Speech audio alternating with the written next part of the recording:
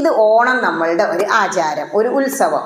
ആ സ്ഥിതിക്ക് ഓണം എന്ന് പറഞ്ഞ കഥ പറയുമ്പോൾ ആദ്യം എന്താ ഓടി വരിക? വാമനൻ വന്നു മഹാബലിയെ ചവിട്ടിത്താഴ്ത്തിയില്ലേ? ഈ ചവിട്ടൽ മാത്രമാണ് നമ്മുടെ മനസ്സിലുള്ളൂ. 3 അടി മറ്റൊന്ന്. എന്താ ചോദിച്ചേ? എന്താ ചവിട്ടിത്താഴ്ത്താൻ കാരണം? അതേ 3 അടി മണ്ണ് ചോദിച്ചു. ഈ കഥയൊന്നും ഇപ്പോഴത്തെ കുട്ടികൾക്ക് ഇപ്പോഴും അറിയില്ല. നമ്മളൊക്കെ ചെറുതാകുമ്പോൾ അമർചിത്ര കഥയും ഒക്കെ ആയിട്ട് ബാലരമയൊക്കെ ആയിട്ട് നമ്മൾ മനസ്സിലാക്കി. ഈ 3 അടി ചോദിക്കേ, ചവിട്ടി താഴ്ത്തേ, സുതലത്തേക്ക് പോവേ, അതൊന്നുമല്ല നമ്മൾ മനസ്സിലാക്കേണ്ടത്. ഏതൊരു കഥ നമ്മുടെ ഗ്രന്ഥങ്ങളിൽ ഉണ്ടെങ്കിലും അതിൻ്റെ തത്വമാണ് മനസ്സിലാക്കേണ്ടത്.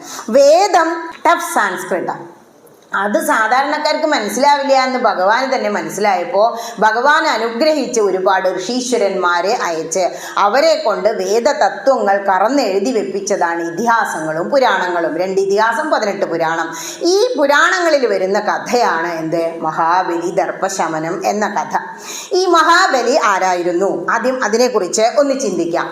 മഹാബലി സമ്രാട്ടായിരുന്നു, അതായത് ചക്രവർത്തി. ആരാ ചക്രവർത്തി എന്ന് പറഞ്ഞാൽ? ഒരുപാട് രാജാക്കന്മാരെ ഭരിക്കുന്ന രാജാവാണ് ചക്രവർത്തി. ഇദ്ദേഹം എല്ലാവരെയും തോൽപ്പിക്കും. ഇദ്ദേഹത്തിനെ തോൽപ്പിക്കാൻ ആർക്കും ആവില്ല. അതായത് അജയ്യനായ ചക്രവർത്തിയായിരുന്നു മഹാബലി. അജയ്യൻ എന്ന് പറയുമ്പോൾ എന്താ? ആർക്കും എന്നെ തോൽപ്പിക്കാൻ വയ്യ. അപ്പൊ നമ്മുടെ ക്ലാസ്സിലെ ലീഡർ ആരാ? കുറച്ച് കയ്യൊക്കെ ഉള്ളവനാവും. അവനെ തോൽപ്പിക്കാൻ ആർക്കും ആവില്ല. പഞ്ചൊക്കെ പിടിക്കുമ്പോൾ കണ്ടില്ല. ഈ തോൽപ്പിക്കാൻ എന്നെ ആർക്കും ആവില്ല എന്ന് വന്നു കഴിഞ്ഞാൽ നമ്മുടെ ഉള്ളിൽ എന്ത് വരും? ഒരു അഹങ്കാരം വരും. ഈ മഹാബലി അഹങ്കാരിയായിരുന്നു. ഈ അഹങ്കാരത്തെ ശമിപ്പിക്കാൻ വേണ്ടിയാണ് വാമനമൂർത്തിയായി വിഷ്ണു അവതരിച്ച് അനുഗ്രഹിച്ച് പാതാളത്തിലേക്ക് അയച്ചു, അല്ലെങ്കിൽ സുതലത്തിലേക്ക് അയച്ചു എന്ന് പറയുന്നത്.